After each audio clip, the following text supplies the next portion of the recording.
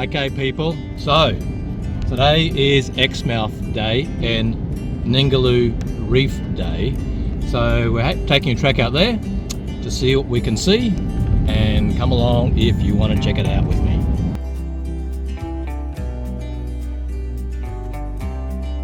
Actually, as a quick side note, you'll notice these tall towers in front of us.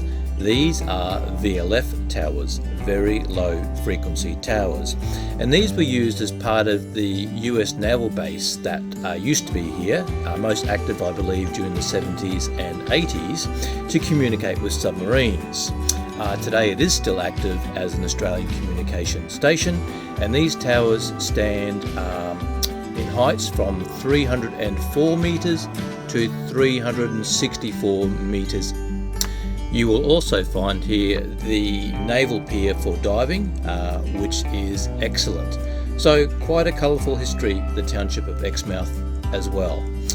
Anyway, let's continue our journey into Ningaloo Reef.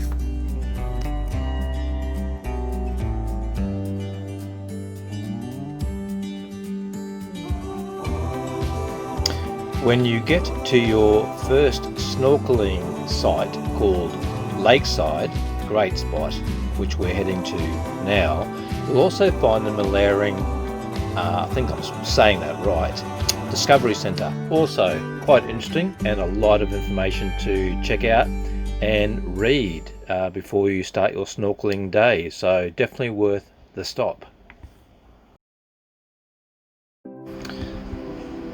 The Ningaloo Coastline is a World Heritage Site area, and once you get here you'll see why.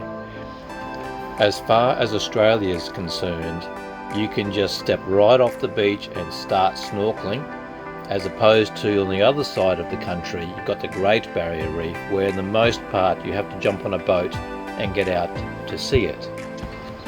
Here the reef meets the shore, so it's very accessible for everybody.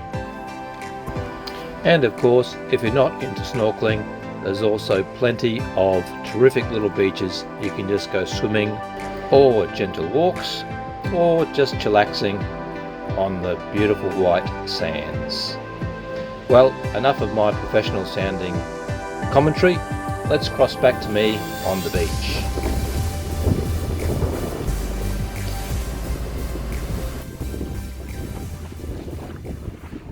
Right, howdy. So here I am, Lakeside, part of the Ningaloo Reef area. Really nice spot, bit breezy today. Pretty well got the beach to myself actually. There's nobody here, so that's cool by me. I'm just going to chill out, do a bit of snorkeling,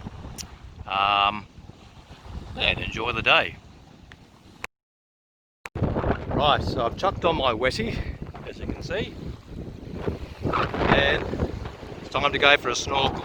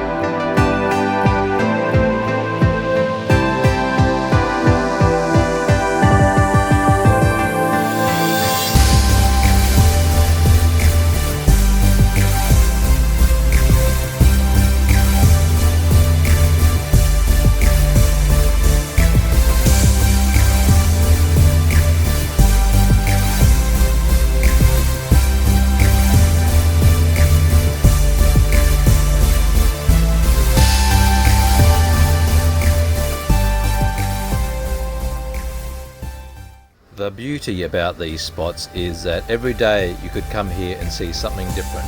Stingrays, turtles, etc. So we're on to our next location now, which is called Oyster Stacks. This is about 15 minutes drive further down the road, and not quite as accessible. There are sharp rocks there, so you do need to be careful when you get in and out of the water. Plus, it is really only best to snorkel there at high tide.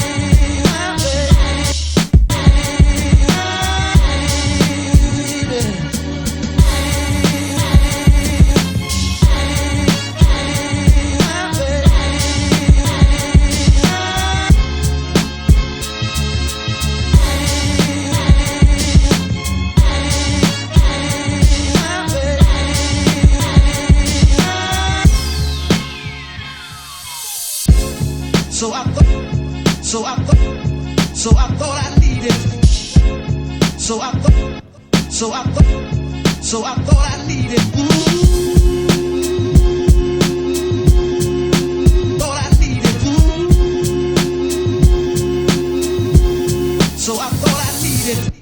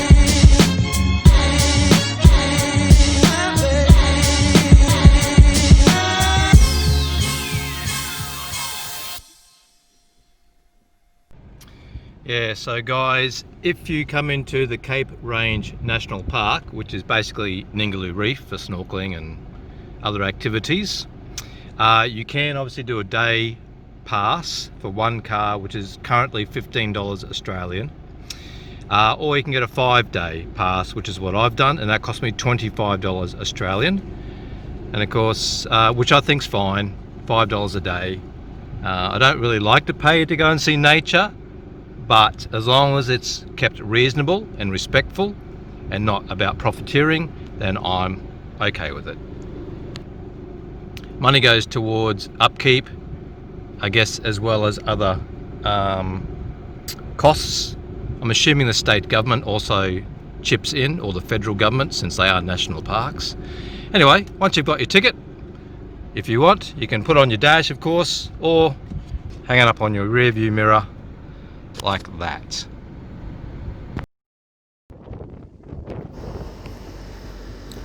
So, continuing our journey of exploration of the Cape Range National Park, you can also visit here, the Mandu Gorge. Easy walk, can take you 2 hours on average, depending how quick or slow you want to go. Possibly best to visit early morning or late afternoon.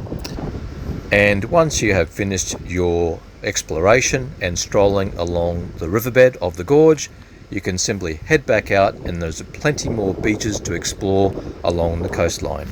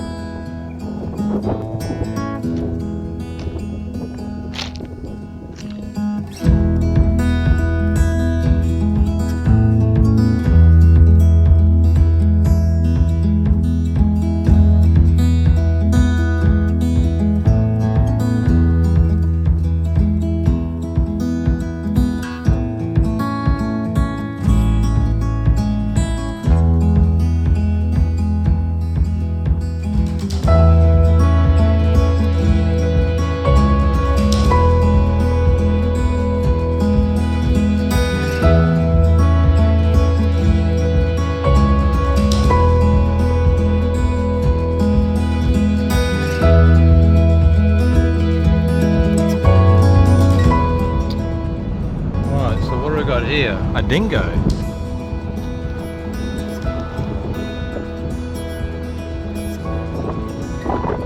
Oh, he doesn't look very good. He does not look healthy. He did not look like a healthy dingo. Oh, you poor little guy. Wish I had something for you.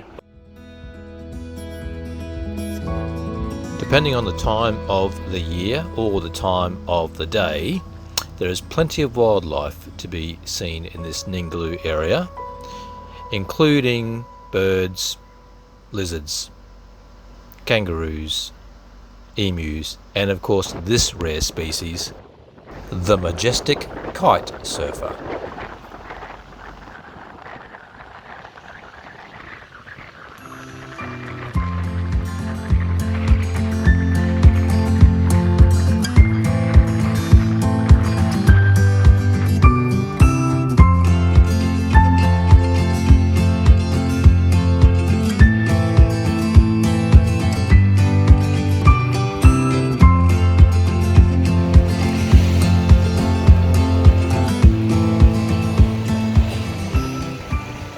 From termite mounds to turtles. During the summer months here on the Ningaloo Coastline, the female turtles make their way up the beaches, the green turtles and the loggerhead turtles, and they nest.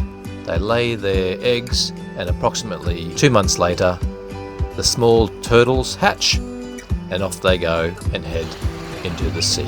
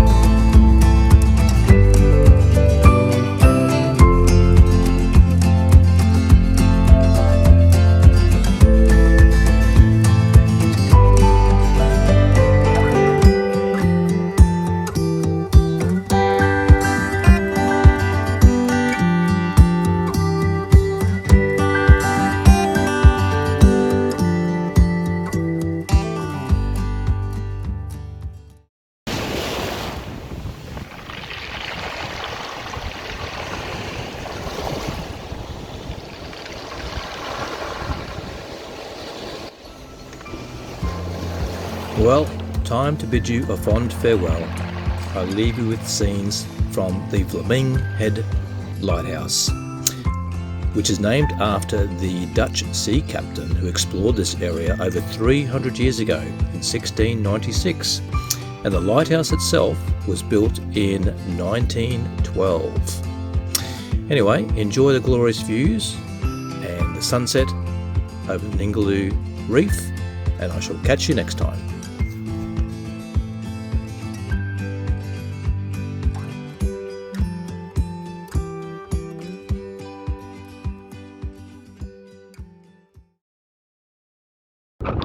Well,